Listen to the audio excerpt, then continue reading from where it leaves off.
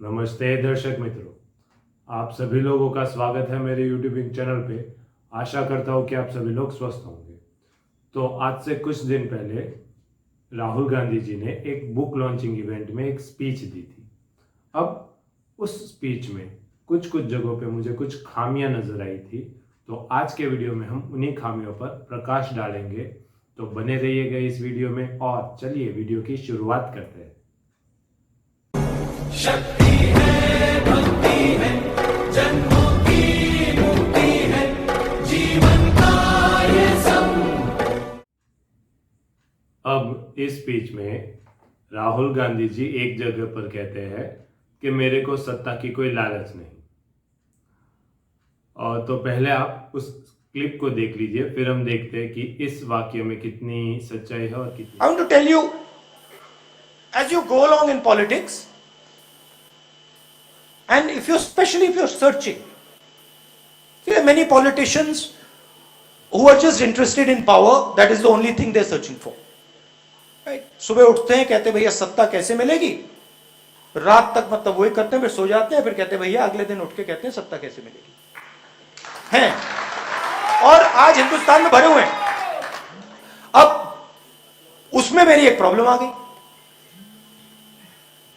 अजीब सी बात है, मैं सत्ता के बीच में पैदा हुआ, बिल्कुल बीच में।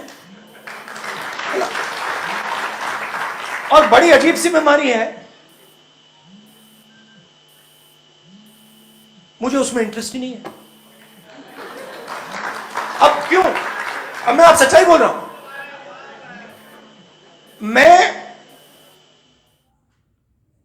तो अब जैसे कि आपने इस क्लिप में देखा कि वो कहते हैं कि मैं सत्ता के केंद्र में जन्मा था, लेकिन मेरे में एक ही खराबी है कि मुझे सत्ता का कोई लालच नहीं।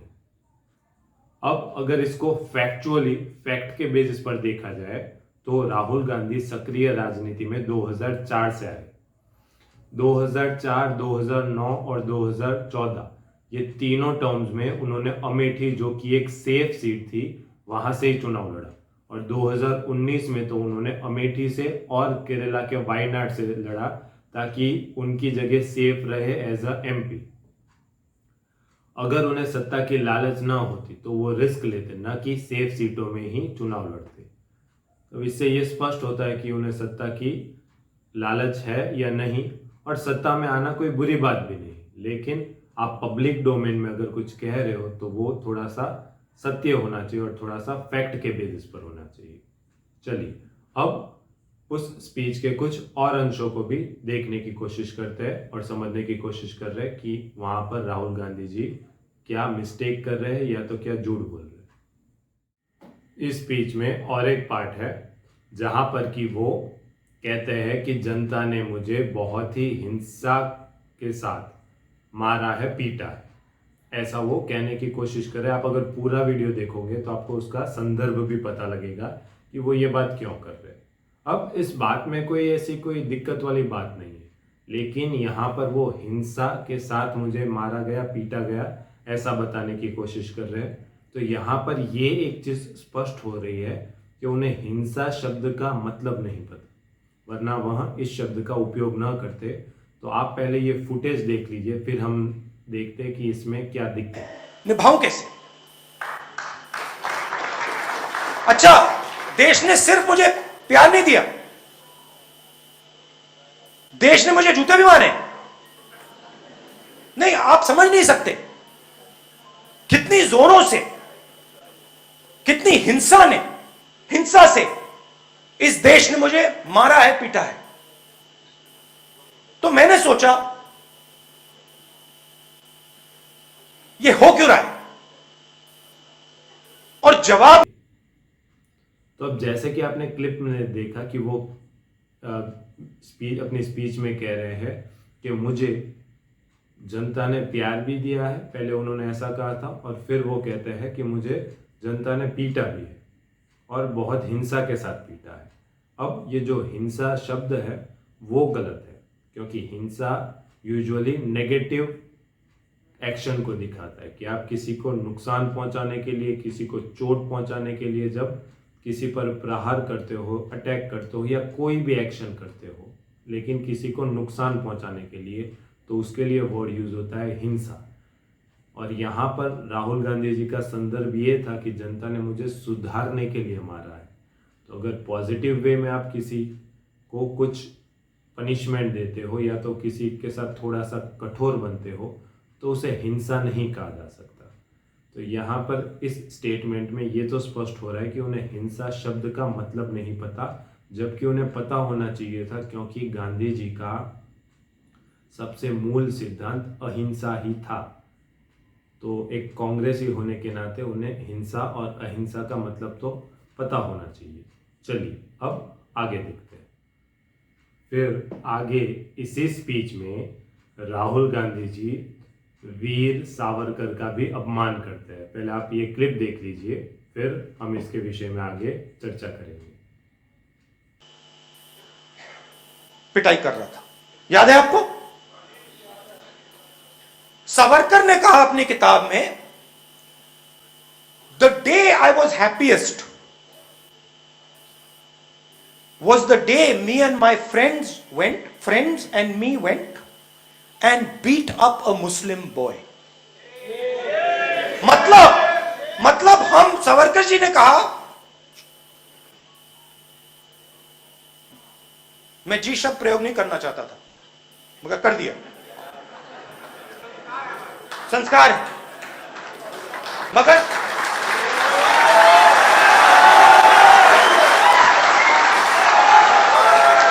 दिल में अंदर जब मैं बोलने वाला था रुकावट आई, कहा ना मत बोलो, जी मत बोलो, मगर मैंने कहा चलो संस्कार है बोल देते। तो अब जैसे कि आपने देखा कि वो कहते हैं, वो वीर सावरकर जी क्या वो फेक है कि सही है, वो तो अभी एक अलग चर्चा का विषय है, लेकिन उनके बारे में उनका एक प्रसंग बता रहे थे वीर सावरकर का, जहां पर शुरुआत में तो वो उन्हें सावरकर से ही संबोधित कर रहे थे, और फिर बाद में गलती से जब जी लगा दिया तो वो कहते हैं कि मैंने मिस्टेक कर दी, मुझे लगाना नहीं था, लेकिन मैंने कह दिया उनको जी। अब चाहे उन्हें सावरकर जी से कुछ भी मतभेद हो, लेकिन एक बात से कोई भी इतिहासकार मना नहीं कर सकता कि वीर सावरकर एक क्रांतिकारी थे और देश को आज़ादी दिलाने में उन्होंने काफ़ी अहम भूमिका निभाई थी। ये सारे इतिहासकार, चाहे वो लेफ्ट के हो या चाहे राइट के हो, इस बात से मना नहीं कर सकते। तो वो एक क्रांतिकारी है, तो उस नाते भी राहुल गांधी जी को देश का एक एमपी होने के नाते सत्कार करना चाहिए था, आदर देना चाहिए था, और इस तरीके की बात एक देश के एमपी को शोभा नहीं देती। चलो तो अब वीडियो में आगे बढ़ते हैं। फिर इस स्पीच में, अब ये स्पीच वो एक फंक्शन था जिसमें एक दलित के ऊपर ही एक बुक लिखी गई थी और उसी बुक का लॉन्च था। तो उन्होंने ऊना में जो एक जघन्य घटना हुई थी, जो निंदनीय घटना थी, 2016 में गुजरात के ऊना में कुछ दलितों के साथ अत्याचार हुआ था, और उन्होंने उस विषय को उठाया था, जो कि एक अच्छी बात है कि ऐसे विषयों को उठाना चाहिए और लोगों को जागरूक करना चाहिए, उसमें कोई गलत बात नहीं थी। लेकिन वो अपनी ये स्टोरी सुना रहे थे कि जब वो ऊना गए थे इस घटना के बाद, और तब कुछ लोगों ने सुसाइड भी अटेम्प्ट कर दिया था। तो जिन्होंने सुसाइड अटेम्प्ट करा था, तो वो उस स्टोरी को सुना रहे थे कि जो सुसाइड जिन्होंने अटेम्प्ट करा था वो उनसे मिलने गए थे। तो तब वो अपने मुंह से ही क्या बात बताते हैं, वो पहले आप ये क्लिप में देखिए, फिर हम देखते हैं कि ये कितना गलत है। मैं सोच रहा था, मेरे दिमाग में दूसरा आइडिया है, बड़ी अजीब सी बात, कहने से झिझक रहा हूं। मेरे दिमाग में आई कि अगर मैं इसकी जगह होता और मैं मरने के लिए तैयार होता, तो मरने से पहले जिसने मेरे भाई को मारा था उसको मार देता।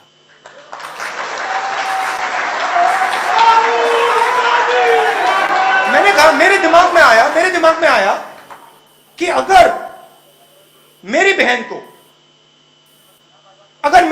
को किसी ने बांधकर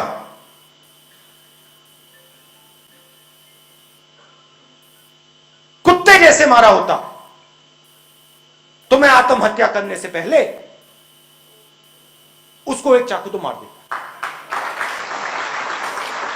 अच्छा, मेरे पिता को मारा गया और मैंने वो नहीं किया।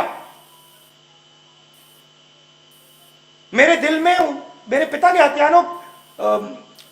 हत्यारों के खिलाफ कोई नफरत नहीं है, मगर जब अस्पताल में था मैंने सोचा कि यार अगर मेरे साथ ये होता मैं मार देता। तो मैंने उससे पूछा, मैंने कहा भाई एक बात बताओ, तुम अखबार पढ़ते हो? कहता है हाँ। मैंने कहा आपने अखबार में जिसने मारा उसका नाम पढ़ा? आप उसका नाम पता लगा सकते हो? कहता है हाँ पता तो लगा सकता हूं। मैंने उससे कहा आपके रसोई में छुरी है? कहता है हाँ छुरी तो है, ये आप मुझसे क्या पूछ रहे हो? मैंने कहा मेरे दिमाग में एक बात आई। कहता क्या? मैंने कहा अगर मैं आपकी जगह होता और मैं अपने आप को लाश बनाने के लिए तैयार होता, आत्महत्या करने के लिए तैयार होता, तो आत्महत्या करने से पहले पता लगाता ये कौन है जिसने मेरे भाई को मारा, रसोई से चाकू निकालता, बस में जाता, उसके घर जाता, छाती में छुरा मार देता। उसका चेहरा सफेद हो गया। मुझे कहता है ये आपने क्या कह दिया? ये आपने क्या कह दिया? तो अब जैसे कि आपने क्लिप में देखा कि वो उन लोगों में से एक के जिसने सुसाइड अटेम्प्ट करा था उसको उकसा रहे हैं कि अगर मैं तेरी जगह पे होता तो मैं अपने किचन से चाकू निकालता और जो व्यक्ति था जिसने ऐसा कार्य किया है उसके सीने में चाकू मार देता। अब चलो जिसने भी ये कार्य किया था उसने बहुत बड़ा अपराध किया था, लेकिन ये देश संविधान से चलने वाला देश है और राहुल गांधी जी एक मेंबर ऑफ पार्लियामेंट है जिन्हें संविधान का सम्मान करना चाहिए और उन्होंने संवैधानिक रूप से न्याय दिलाना चाहिए, न कि ऐसी बातें करनी चाहिए। तो आप ही सोचिए कि ये कितना सही था और कितना गलत। अब इसी स्पीच के दौरान कि जब वो मुख्यत्वे दलितों के विषय में ही चर्चा कर रहे थे, उसी दौरान पता नहीं अचानक से वो और एक मुद्दा लेकर आए जिसका मुझे तो कुछ मतलब ही पता नहीं लगा कि इसका क्या मतलब था और इस स्पीच में इस बात को कहने की क्या ज़रूरत थी। तो आप अब ये क्लिप भी देख लीजिए और आपको अगर पता लगे कि इसका क्या मतलब बनता है तो मुझे बताइएगा, बाकी मुझे तो इसका अर्थ ही नहीं पता लगा। तो पहले क्लिप देख लीजिए फिर समझने की कोशिश करते हैं कि आखिर वो कहना क्या चाहते थे। बातचीत हुई, डाइट की बात कर रहा था, एक्सरसाइज की बात कर रहा था और मैंने उनसे सवाल पूछा, क्या आप पुनर्जन्म में बिलीव करते हो? बीजेपी के नेता, क्या आप पुनर्जन्म में बिलीव करते हो? कहता है मैं तो नहीं करता। तो फिर मैंने कहा अगर आप पुनर्जन्म में बिलीव नहीं करते हो तो फिर आप राम में कैसे बिलीव कर सकते हो? कोई सेंस है इस बात की? तो अब जैसे कि आपने क्लिप में देखा कि वो किसी बीजेपी के एमपी के साथ बात कर रहे थे, उस समय पर उन्होंने उस एमपी से पूछा कि आप पुनर्जन्म में विश्वास रखते हो? पुनर्जन्म भी वो ठीक से बोल नहीं पा रहे थे। तो वो एमपी ने कहा नहीं। तो राहुल गांधी जी कहते कि अगर आप पुनर्जन्म में विश्वास नहीं करते तो आप श्री राम में कैसे मानते हो? अब इसका क्या लॉजिक है मुझे समझ में नहीं आया कि पुनर्जन्म और श्री राम के बीच में क्या संबंध है। पुनर्जन्म में मानना न मानना अलग बात है, लेकिन उसको राम के श्री राम के अस्तित्व से उन्होंने कैसे जोड़ा, ये बात मुझे समझ में नहीं आई। तो आज के वीडियो में मुझे इन्हीं कुछ बातों पर प्रकाश डालना था।